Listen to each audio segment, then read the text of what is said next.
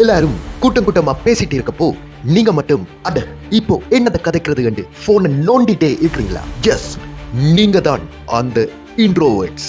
பொதுவா கூட்டத்துல ஃபன்னாவே இல்லாம எங்க நாம பேசினா அவங்க பேசாம போயிடுவாங்களோ இல்லன்னா அசிங்கப்படுத்திடுவாங்களோ அண்ட் தங்களை குறைச்சே மதிப்பிடுவாங்க. இப்படியான பிஹேவியர்ஸ் உள்ளவங்கள தான் இன்ட்ரோவர்ட்ஸ்ன்னு நிறைய பேர் நினைச்சிட்டு இருப்பீங்க. ஆனா அது தப்புங்க. ஏனண்டா இன்ட்ரோவர்ட்ஸ் அதிகம் தனிமையிலேயே ஸ்பெண்ட் பண்றதால அவங்க தங்களோட மனசோட அதிகம் பேசுவாங்க. இதனால சரியான முடிவை எடுக்கிறதுக்கான பாசிபிலிட்டிஸ் நிறையவே இருக்குங்க. அடுத்தவனுக்காக ஜோச்சு, அடுத்தவனுக்காக வாழ்ந்து, அடுத்தவன் ஆசையை நிறைவேற்றி கடைசியா அந்த அடுத்தவங்களையே தொலைச்சிட்டு புலம்புறவங்களை விட நாங்க யாரு, நமக்கு என்ன தேவைப்படும், நான் போற பாதை சரியாண்டு உங்களை நீங்களே ரியலைஸ் பண்றது எவ்வளவோ பெட்டருங்க.